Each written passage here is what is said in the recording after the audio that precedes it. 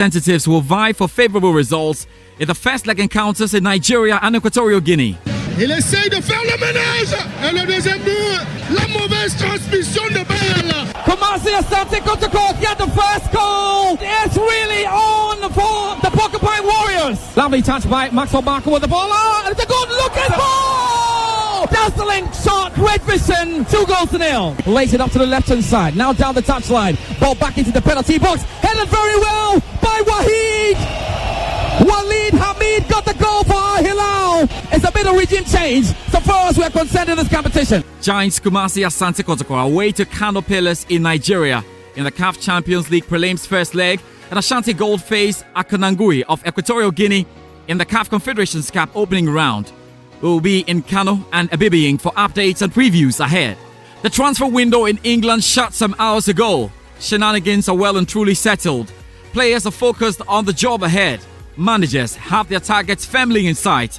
Fans fill the air with expectations. Yes, it's the dawn of a brand new season which begins tonight. Here we go again. New season, new titles, new managers, new signings. Ozil, beautiful. Lacazette, 4-0. Wonderful goal. Lamella makes a surging run into the penalty area, finds Harry Kane, and Harry Kane scores. And Harry Kane finally finds the back of the net. Pedro on the edge of the area. Pedro with a shot. Pedro finds the back of the net. They've had to be patient, but the goal that has been coming finally arrived. Does a fantastic second goal. Unbelievable strike from the Egyptian. My word, that flew like a rocket. Right foot shot. What a goal! That surely has won it. That must have clinched the title for Manchester City. And now the celebrations can begin. Wow! A game of margins, a game of thrills. Drama from day one. This is the league we want to watch. Liverpool and Norwich break the ground to usher the 2019-2020 English Premier League tonight at Anfield. Defending champions Manchester City play West Ham in the early kickoff on Saturday. Arsenal play Newcastle, Spurs play Aston Villa, and there's a befitting game to wrap the opening weekend. Cheers! United level.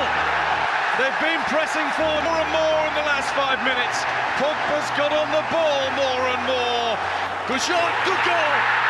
Here comes Conte! Best send up as a sucker punch to just slow down the momentum of the attack. It's Chelsea's day. Looping, arcing header. Took an age to drop. Manchester United versus Chelsea. We have a special preview and we find out what your expectations are ahead of the brand new season. You can either call when we activate our phone lines later or react to a question on our Facebook page, joy/99.7, our WhatsApp line 0244 340 437, same on Telegram, or tweet at us at JoySportsGH. We'll be in Ontario, Canada to preview key matchups in the ongoing WTA Rogers Cup and in Poland for the European Team Athletics Championships. Time to talk about what the world is talking about in the world of sport. Hello from me, George Addo Jr., and welcome to Preview Friday. Live on radio, live online. This is The Locker Room with George Addo Jr. And a great good afternoon to you wherever you find yourself. Remember that you can send us your WhatsApp messages now on this line 0244 340 437. So what, we're looking forward to the start of the new English Premier League season. That's going to be this evening, and we have the question for you. Liverpool, Manchester City, Spurs, who do you think will be winning the title? We've got the three-way debate at the tail end of the show. You really have to stay on and get into it. Now time though to start analysis here on the show, and we have to start from the continental action to look forward to this weekend. And Ashgold are making a return to CAF once again and on the African continent after almost 8 years, and they begin the Confederations Cup campaign this week with an away match against Equatorial side Agonangui. Now let's get a bit of perspective ahead of the clash, and joining me on the line is Nuhu Adams, based in Obuasi, and has been monitoring the club all through. And of course, we know, Nuhu, what a great coverage we had last season when we did, run by all our listeners the comprehensive coverage of the Africa Cup of Nations, I must say, and of course the Confederation Cup and the Cup Champions League. Really good stuff, Nuhu, I must say. I'm sure we should be expecting a lot more to come. Actually, we are going to do more than we did last season. That's right.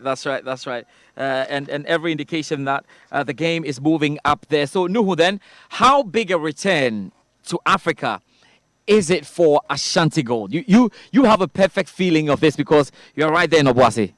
Throughout the whole season, during the special competition, all the hopes and expectations of the club of Ashanti Gold and their fans were to get back to continental club football. And if you could remember when they lost to Kerala United in the semi-finals of the Tier 1 competition, everybody was disappointed because they felt that was a big opportunity for them to go far to the finals and make sure they beat Masters and Scotland in the finals to play in the CAF Champions League. But they realized they had another option in the Tier 2. So they put all their arsenals together to make sure they win that one. And right now they are in the CAF Confederation Cup. It's such a big moment for the club. It's been some 8 years since they last played in the African club football. That was 2015 when they won the league. Unfortunately, in the first round or in the preliminary stages, they lost to Emo Bejaya of Algeria, who were eventually finalists in the competition. So it's a big opportunity for Ashanti Gold to get back to Africa and to make sure they make a statement. They are one of the forces in Ghana football, being in absence in African football for quite some time now. I think this is a perfect opportunity for them to make amends and make sure they get their name back on the continent. Right, Nuhu, there have been some, new faces, of course. Some trusted faces are still around in that team, and they have been included in the trip to the Equatorial Guinean side. Now, tell me about the new look Ricardo Rocha side. Well, Ricardo da Rocha is actually going to depend mostly on some of the old faces in the team. The only new faces that made the trip are Kudwa Mwakon, Atakusi, David Abagna Sandan, the Brazilian, Marco Silva, Aurelio de Damasceno, and I think they are the new faces in the team at the moment. But I think Ricardo da Rocha is actually going to depend mostly on the old team, which won the special competition tier. Because if I should predict the starting 11... Yes, I would like you to do that, of course, yes. Yeah, if I should predict the starting 11 for Ashanti Gold, it's likely we are going to see only two new names in the team.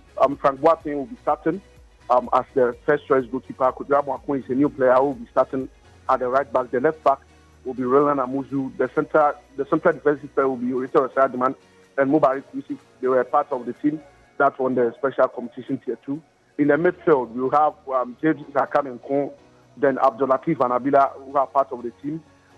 Back to Batan, or making a return to the team once again, Manuel Sebafor is likely to start. And Amos Ade will also be starting if he's fully fit. And up front, it's likely we'll have Shafi Momoni and Maka Jukum, who have been part and parcel of the team, also starting. So actually, we are going to see about 2-3 new faces in the starting 11 of the Ashanti Gold team. So probably Ricardo da Rocha is dependent mostly on the old setup that way here. Right. Let's get on to the game. And how much of a threat then do the opponents, Akonagui, from Equatorial Guinea, carry in this one? Or should we be expecting a straight walkover? It's difficult to say these things these days after what we saw in the Africa Cup of Nations anyway. The Africa Cup of Nations gave us an indication that football is improving on the continent, and most of these teams are producing very good and quality players.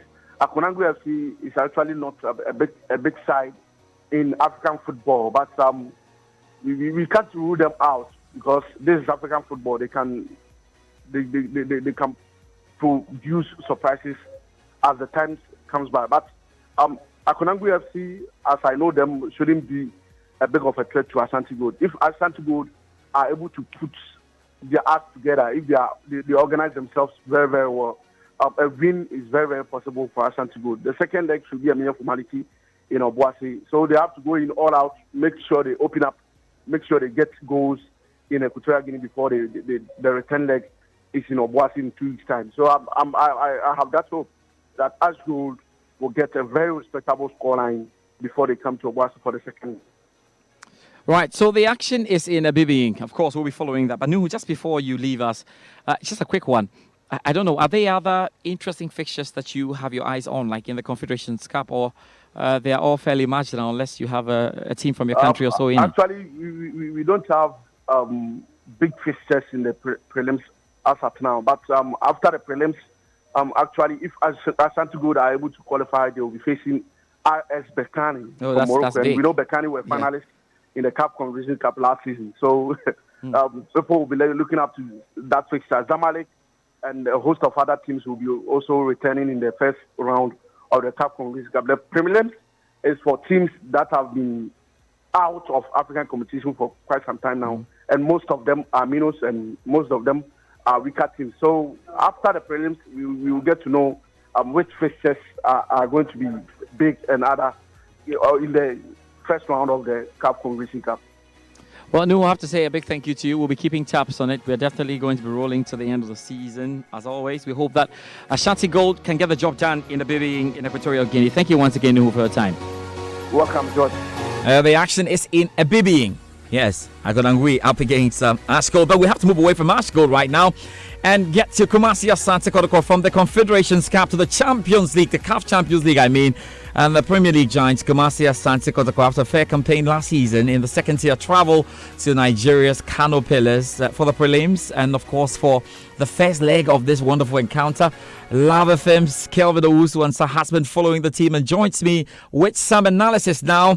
Thanks, Kelvin. And the belief in the ranks of the Porcupine Warriors should be hitting the roof at the moment. But how have the transfers changed the face of this Kumasi Asante Kotoko team we saw last season? Thank you very much, George. It's really been a great time here in Kumasi, especially for the fans of Kumasi Asante Kotoko, who very much expected their team to continue their good form last season when they won the normalization special Cup and performed very well in the CAF Confederations Cup. That is the group stages, short of qualification to the semi-final and then the final, where that could have brought back the glory days of the club. Right after a number of issues started developing just with the coach, that is Siki Akono, and whether he was going to stay or not, and the availability of some of the players who were expected to move away from the club. But with the good management and Kwame, some of the fans were not even perturbed about the number of players who were supposed to leave the team, especially looking at how they performed creditably well in the CAF Confederation Cup when Coach Siki Akono had just very little time to prepare for the competition. But this time around, it looks like there is a little bit of pessimism with regards to their attitude or their belief in their team, all because they feel that the team hasn't had enough time to prepare. Despite the new players, they feel that they have enough quality, but as in whether they are going to build themselves that chemistry between themselves for it, well, that is a different question to be answered on another day, and that could only come this weekend when they play against Kano Pillars. But generally, the fans are really impressed. They feel that the players, especially the likes of Augustine Okra, who won the Ghana Premier League Goalken sometime about 3 years ago, where with Big Tim United has joined the team, as well as a couple of other very good players. They believe that these are players who have been on the local scene and then a little bit on the African market for a longer period. So they can make amends looking at the number of players that they have. They believe that they still have some of the integral members in their team, like goalkeeper Felix Sana, and they still have Abdul Safi Fatah, who is yet to make a move away from the club, and a couple of other notables like Jordan Opoku, Emmanuel Jempi, and then they believe that their team should probably pick up, but they don't have that same belief just like they had for the team last year when they played in the CAF Confederations Cup. Well, it's good to know there. Will be interesting. We'll be touching shortly on where these players are likely to fit in and what the whole picture is looking like probably. But let's just talk now about the Nigerians as well. Now, they will equally be confident of upsetting the two-time CAF Champions League winners. Having enjoyed playing in the Nigerian Premier League, we know a lot can happen. So what will make this visit potentially difficult then for Kumasi Asante Kotoko back in Kano?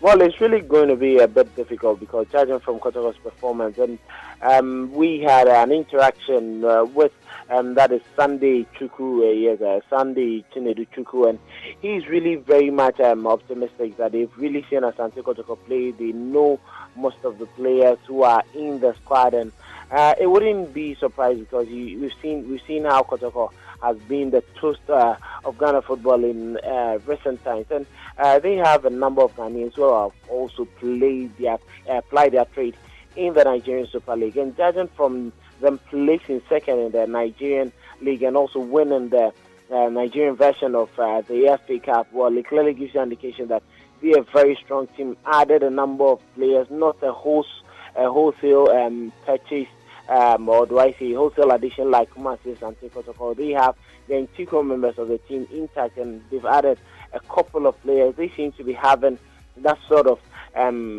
team bonding and chemistry that you'd want to have in a team by the virtue of continuity. So this seems to have, do I say, that their axis intact. They haven't replaced their coach like Asante Kotoko, who is bringing in new ideas, and they feel that this should come very positive for them, especially looking at that rivalry when it comes to football between Ghana and Nigeria. They shouldn't disappoint Nigerians.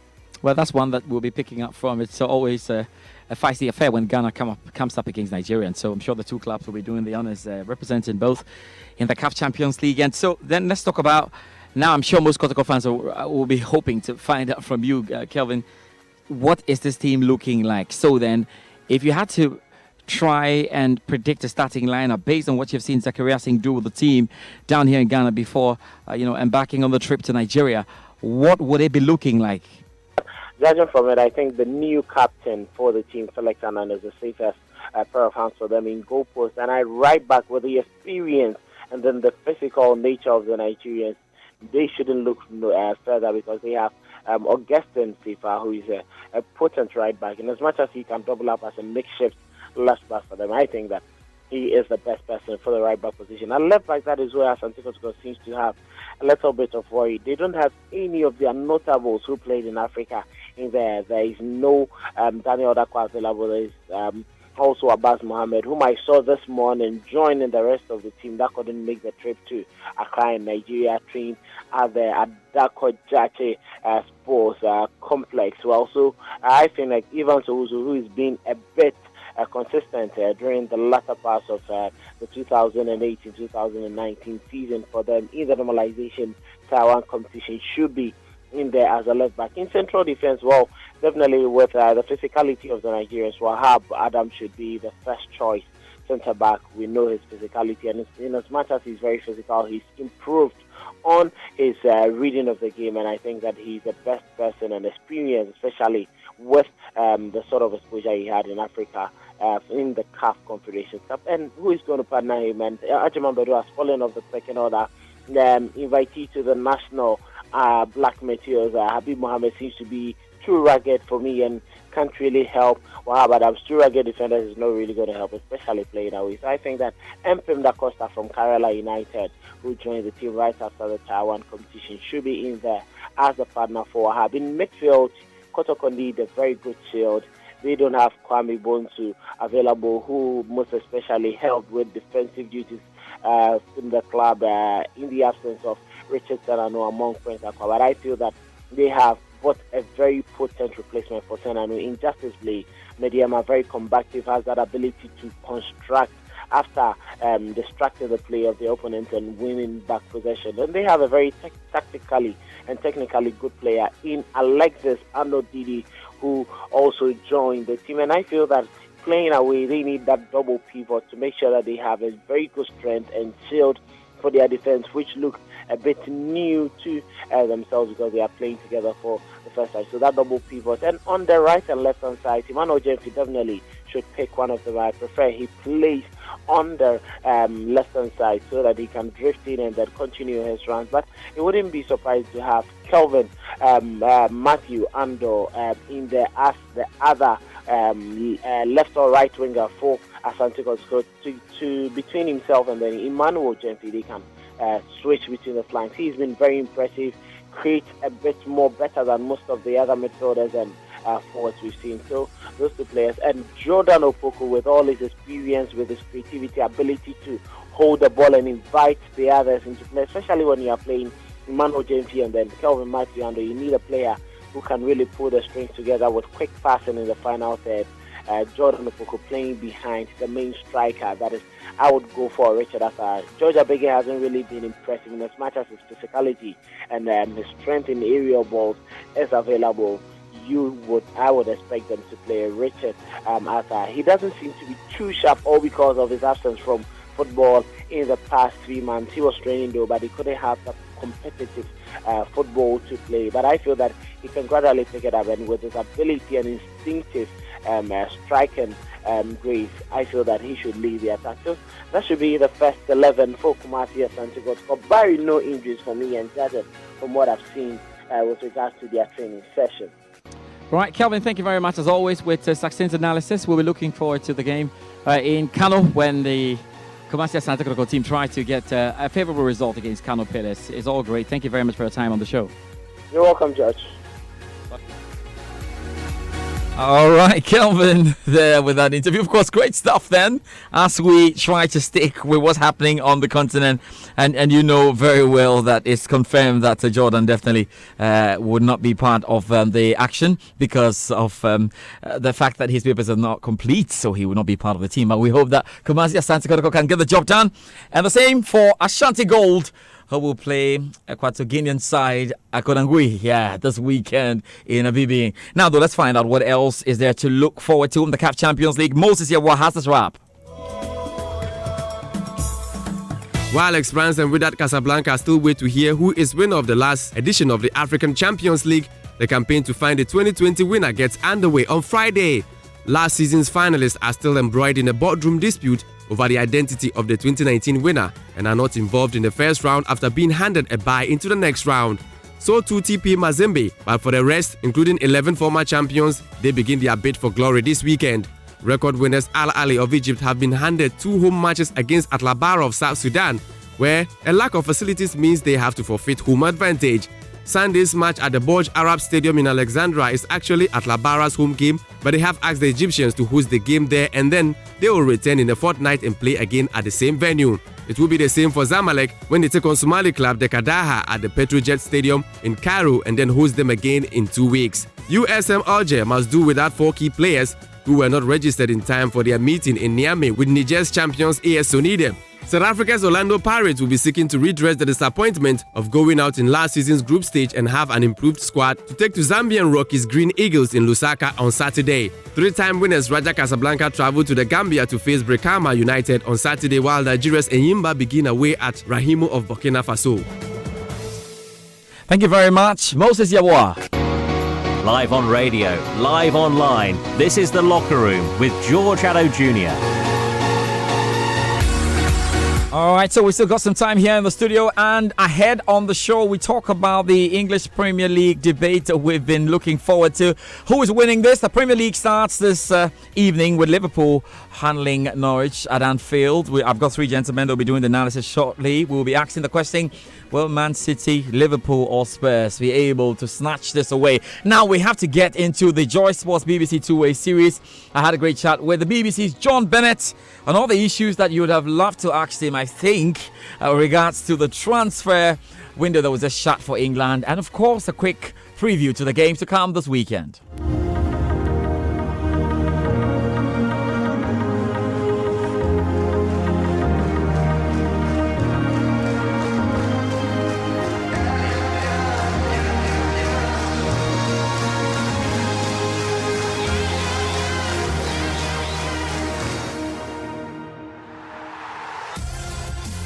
Thanks for your time this weekend, and the new English Premier League season is upon us. But just before we talk about on-the-pitch issues, what did you make of the just-ended transfer window in England? I don't think there's a big winner. I don't think there's a big loser, but I would say that Manchester United still have areas in their squad which look very, very weak. I think the players they've signed are good. I mean, Harry Maguire, one of the best defenders in the Premier League. Daniel James, I think, has got huge potential. He is so quick. If any of your listeners haven't seen him play, for Swansea. You will enjoy watching him play for Manchester United. And Aaron Wan-Bissaka, who we all know about from Crystal Palace, again a player with huge potential who can come straight into the team and do well this season as well. But they look light in midfield. They're very reliant on Paul Pogba. If Paul Pogba gets injured, or if Paul Pogba suddenly starts throwing his toys out of the pram, so far he's behaved impeccably, despite the fact he wants to leave the club. But if anything happened to him, then they would be in serious trouble. And up front, they are very reliant on Marcus Rashford, who, yes, is an excellent youngster, but is far from the finished product. Anthony Martial perhaps could play as a central striker as well. I like that idea. That's how I thought he would play at the start of his career. But they look weak in midfield and they look weak up front as well. So I would have liked a couple of more new signings for Manchester United. Aston Villa have signed 13 players, spent £140 million. On paper, that looks like great business, but we saw with Fulham last season, signing too many players can really have a negative impact on your team. I like some of the signings that Everton have made with Alex Iwobi and particularly Moise Kean as well coming in to the team. I think that's intelligent business. So not particularly a big winner, not particularly a big loser, but some decent signings all around and a few question marks. Even Tottenham, who you would say had a fantastic deadline day with Ryan Sessegnon coming in and Lo Celso coming in, I still think there are question marks about their squad. At right back, for example, I think they're looking a bit short. So, yeah, no big winners, no big losers for me. So, let's welcome the new EPL season then. And after watching the Community Shield last Sunday, do you agree with the school of thought that has predicted a two-horse race between Liverpool and Manchester City again? Yeah, I can't see anyone challenging those two teams, really. I think Manchester City, at the moment, on paper, looks as though they might be just a little bit better than Liverpool. The two first 11s, I think there's not much to separate them. I think they're as good as each other, but it's when you look at the squad depth in the two squads, I think Manchester City's squad is much better. You saw they've brought in João Cancelo now to challenge Kyle Walker at right back. They brought in Rodri, who can challenge Fernandinho in midfield. I always thought that when Fernandinho was injured, Manchester City looked a lot weaker. Now, Rodri is equally as good as Fernandinho, so that's a fantastic signing for them. So, yeah, two-horse race for me, and Manchester City, at the moment, just look as though they will pip Liverpool to the title, particularly because I think a few Liverpool players will be tired towards the end of the season. Mohamed Salah, Sadio Mane, and some of the Copa America stars as well after their exertions this summer. Spurs have had some big business on the wraps in this transfer window. Considering the performance last year and the bolstering done, could this be the year they challenge for the title or even win it? I don't know. I wonder if there's still something missing in that squad to challenge for the title. Could they win a cup? It's possible. I don't think there's enough strength in that squad to challenge Manchester City or Liverpool. Ndombele, for me, is one of the signings of the transfer window. Absolutely brilliant player. I think he'll make a massive impact on the Premier League, but I still think they're short in certain areas. Paulo Dybala would have been a wonderful signing for them to play alongside Harry Kane, to challenge Harry Kane. Still, there's that issue whenever Harry Kane is injured. How do Tottenham replace him? Yes, Son did well playing up front when Kane was out last season, but still, I think there are question marks there. Kieran Trippier is gone. Yes, they've got Serge Aurier, Kyle Walker-Peters, but I still think there's a weakness on that side of the pitch. So certain areas where I think that they're not strong enough to challenge Manchester City and Liverpool. It will still be a good season. I'd expect them to finish third, but not quite strong enough to go for the title. What would you describe as modest expectations for Chelsea, who had no transfer activity? Manchester United, who began a rebuilding exercise, and Arsenal, who bolstered the attack at the expense of their creaky defence. Well, Chelsea fans like you could put your feet up on transfer deadline day, couldn't you, and just enjoy it, because there was nothing going on at Stamford Bridge with the transfer ban.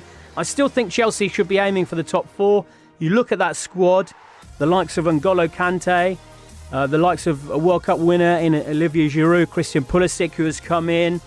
There's still a lot of talent there. Antonio Rudiger, excellent goalkeeper as well in Kepa Arrizabalaga. So still, I think it would be disappointing if Chelsea didn't get into the top four. There is a bit of pressure on Frank Lampard. Manchester United, again, they have to be aiming for the top four. I don't think they'll get in it. I think they'll finish 5th or 6th. I think they should be looking over their shoulders as well at the likes of Wolves, Everton, Leicester, West Ham will be pushing for that top 6. And Arsenal, I think they've done some decent business right at the end of the window, which will mean that, again, they should be pushing for the top four. Kieran Tierney, when he's fit again, is a fantastic left-back, a kind of Andrew Robertson-style left-back. David Luiz, I think, will slot in really well and improve them defensively, but also improve the way they can counter-attack as well. You've got Ceballos there, you've got Nicolas Pepe. We all saw him at the Africa Cup of Nations, and he was sensational for Lille last season. So I think, for me, I'd be very optimistic if I was an Arsenal fan right now. So Liverpool play Norwich tonight, City are up against West Ham tomorrow, Arsenal play Newcastle, Chelsea face Manchester United in the wonderful round-up with that blockbuster on Sunday. What are your expectations of the opening rounds then? I think Liverpool will start well. It should be a big win against Norwich. Norwich have only spent £1 million in this transfer window. They've kept the squad basically which took them up, which I think is, in the long run, is a very intelligent thing to do. I think Norwich have a chance of staying up. They've got a really good structure at that club, an excellent manager. So I think they'll have a tough start to the season against Liverpool, but I wouldn't write them off in this campaign at all. Manchester City against West Ham. West Ham, very interesting signings in this window, West Ham, with Haller up front from Eintracht Frankfurt. But I think Manchester City, they should have enough to beat them. Chelsea, Manchester United, what a story that is, with Frank Lampard up against Ole Gunnar Solskjaer. That's a wonderful battle, isn't it, between those two managers, and question marks about both squads. Leicester City against Wolverhampton Wanderers on Sunday as well. Two teams who are aiming to finish 7th, possibly push in to the top 6. And Sheffield United, look out for them this season. I think they'll struggle in the Premier League, but their tactics are very fascinating for me. They have overlapping centre-backs, which they used in the Championship last season. Will they bring that into the Premier League? Good start for them. They're away against Bournemouth. I think they could get something out of that game.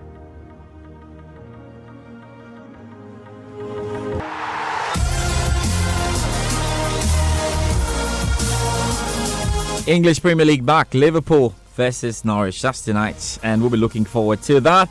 And remember that we have the live commentary tomorrow on the Joy Sports Arena. The EPL club is back, and we've got Manchester United versus Chelsea for you. We'll start at 3 p.m. Going all the way to 6, so you really need to join us. Now, we've got one or two of your messages coming in. You are reacting to our question already. We were finding out who is winning this year's Premier League. I've decided to line up 3 of the teams so we can do the discussion around that. Manchester City, Liverpool and Spurs. But Al-Hassan Bako says none of them is winning. It will be a shocking season. Are you calling for another Leicester City season? Okay, maybe that's what you're doing. Last one says, George, why is everyone predicting a title win for either Manchester City or Liverpool? There will be a surprise this season. Trust me. Kweku Hinsing is the name. Remember, Kweku, I'll put this one somewhere. This one comes in from Pagege Isaac. He says, congratulations to Manchester City for winning the 2019-2020 Premier League. You are already congratulating them now. Felix Salom Hosu says, City to win back to back. Chris SK says, City will lift the trophy again. Ishmael, the wedding MC, says, I am a United fan, but the team to beat is City. Hassan Mubarak says Everton, mark it down. Felix Lapezina says Manchester City for me. Prince Ofori Atta says Manchester United all the way. Nana Kwesi, you guys, some of you are just giving me the clubs you support. I'm asking who is going to win it. Hope you're going through that, really. Manchester United, okay, that would be a big one if it does happen. And Aziz Mohammed as well sends us a message that says Chelsea is going to win the English Premier League. That's probably, the strangest of all that we've got here. But more to come. So we know that the Premier League kicks off tonight. And of course, Manchester City's bid to win the title for a 3rd consecutive year. Several new laws plus video assistant referees have been introduced into England's top flight this season. What really should we expect? Here we go again. New season, new titles, new managers, new signings. Ozil, beautiful, Lacazette, 4-0, wonderful goal. Lamella makes a surging run into the penalty area, finds Harry Kane, and Harry Kane scores. And Harry Kane finally finds the back of the net. Pedro on the edge of the area, Pedro with a shot. Pedro finds the back of the net. They've had to be patient, but the goal that has been coming finally arrived. Fantastic second goal! Unbelievable strike from the Egyptian! My word! That flew like a rocket! Right foot shot! What a goal! That surely has won it. That must have clinched the title for Manchester City. And now the celebrations can begin. Wow! A game of margins, a game of thrills, drama from day one. This is the league we want to watch. And this is the show we listen to, the Locker Room, enjoy 99.7 FM. So now time to get into our little debate this afternoon.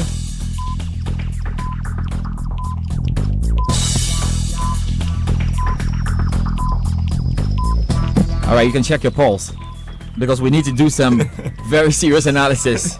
Godfred couldn't help, had to just go into it. Godfred, Lavi, how you doing? I'm doing great. It's good to have Godfred in studio, and of course I've got Bill Eshon. How you doing, Bill? Fantastic, George. Looking really good in the jersey. I won't describe it. Rick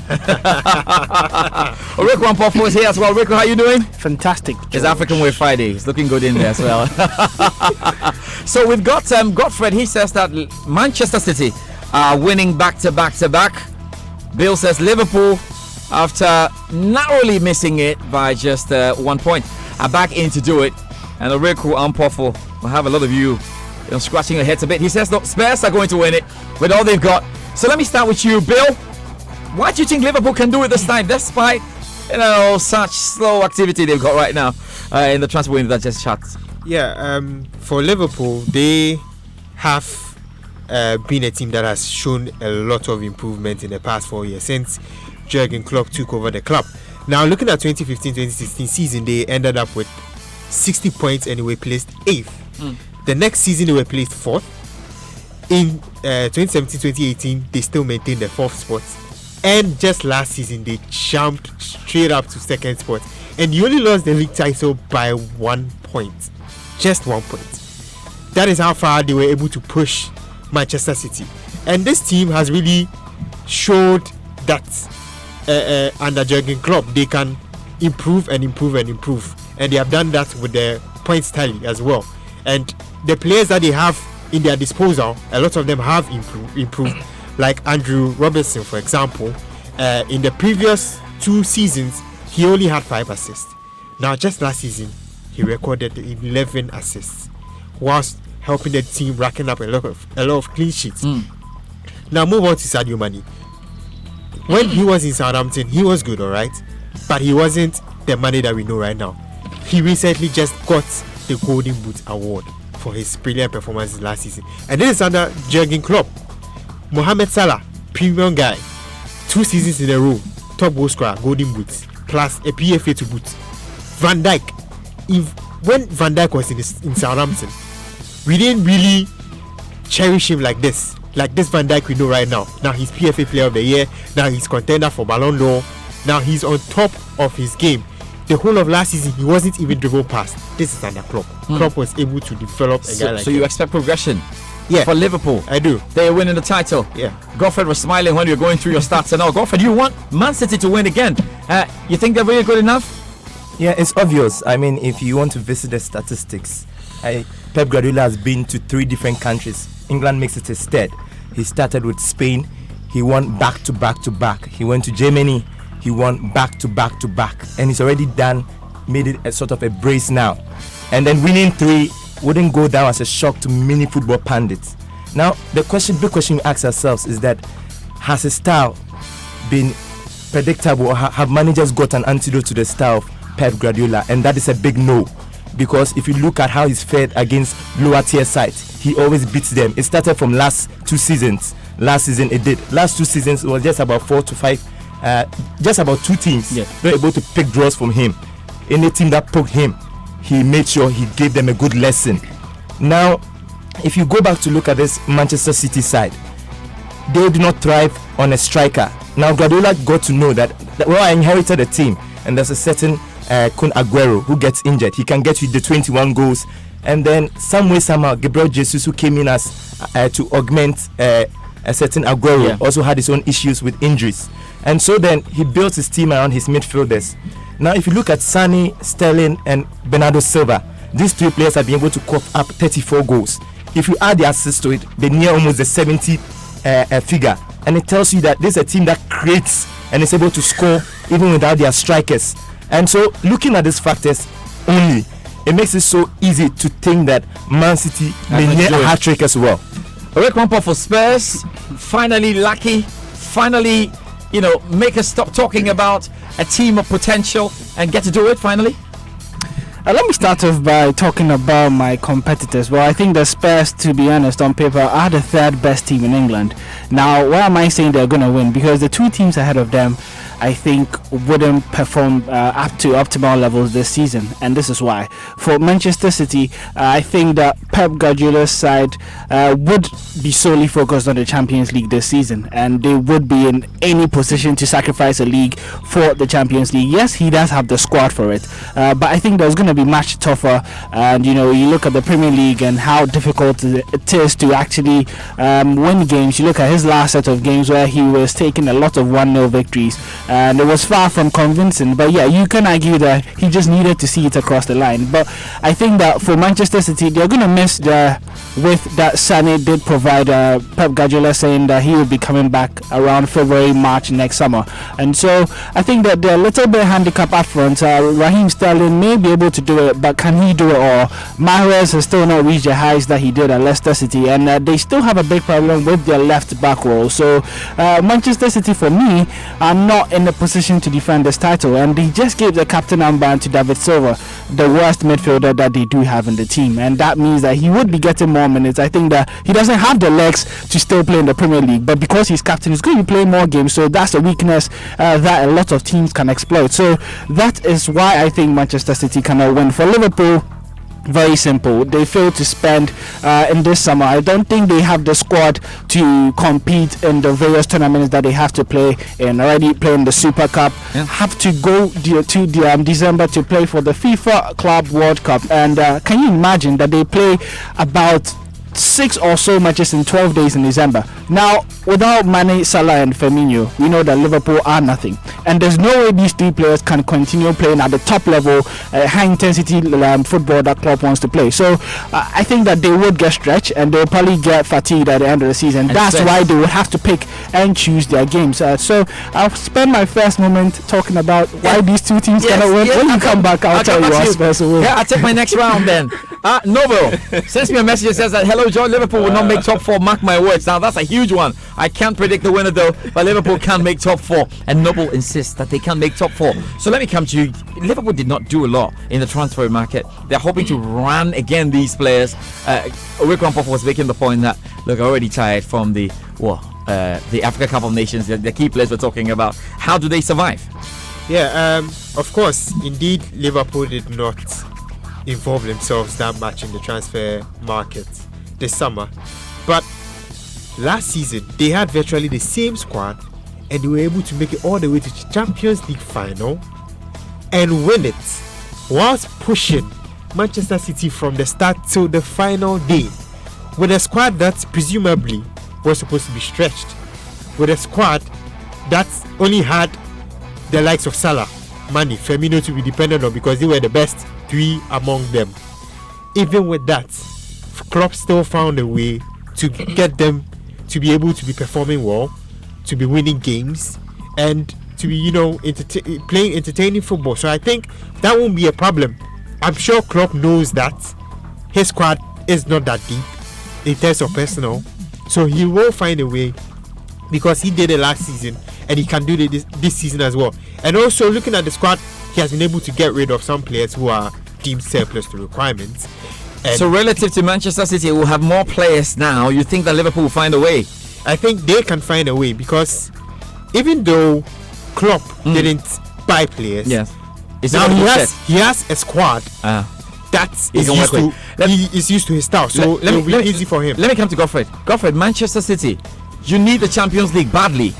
Now, you don't want to waste too much energy on the Premier League, and that's why Rico feels that you're not going to win that. Yeah, exactly. If you look at Manchester City, yes, they really need a Champions League. But more importantly, they need to preserve the integrity when it comes to the Premier League. Now, how are they doing this? Now, they have a very huge squad. They have a lot of depth in that squad as well. You have the likes of Ike Gundogan and co, who are on the bench. And with the likes of Rodri and Cancelo coming in, it tells you that, yes, they still have a lot of arsenals. Now, the reason why I feel that Manchester City is better positioned than a certain Liverpool and Spurs is that now Manchester City have a bigger size of squad, which I've mentioned already. if you look beyond, you look at a team like Liverpool, they didn't go into the transfer market.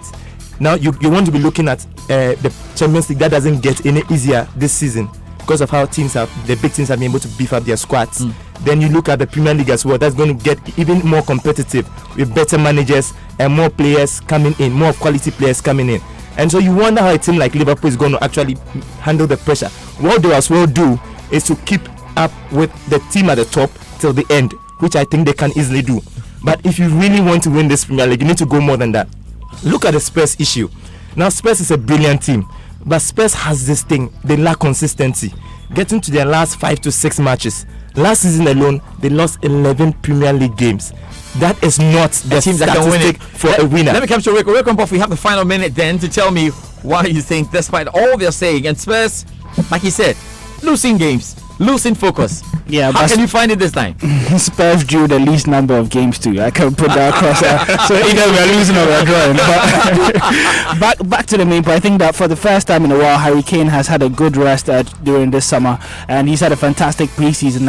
I'm very confident that he's going to take that form into the Premier League. And goals is probably not the problem for Tottenham Hotspur. I think that they're good defensively. I think that they are the most balanced team in the Premier League right now. They do have a very solid defense, creativity and power in midfield. Look at the likes of Sissoko, Wanyama, Lo Celso, and the creativity of Lamela, Christian Eriksen, Dele Alli, and of course they have the firepower of Son and Harry Kane. Last season, what happened was that Spurs were actually competing for the title. Let me remind you. It was in the last 10 games that there were a lot of injuries, the suspension to Son, and Harry Kane getting that injury, Wanyama getting that injury, and then the focus on the Champions League did throw them off balance a little. But this time I think they have a big enough squad, and they are the most unpredictable team in the league. You do not know the formation Pochettino is going to play in any game, because he has so many options, unlike Manchester City and Liverpool. It's always a 4-3-3 with them.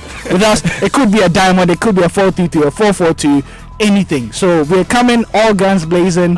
First match against Aston Villa, nothing less than 4 goals. Thank you very much, Rick Wampofo. Then thank you very much, Godfrey, joining me on the line. On the phone. In studio, and of course, thank you to you, Bill and Sean. Well, it's interesting. I saw a message. This one is coming on Frankism, right? Frankism says it's a Chelsea season. Chelsea's winning. Wow, that's it for our show. We're here with you anyway. Welcome the new EPL season as we look forward to Liverpool vs Norwich.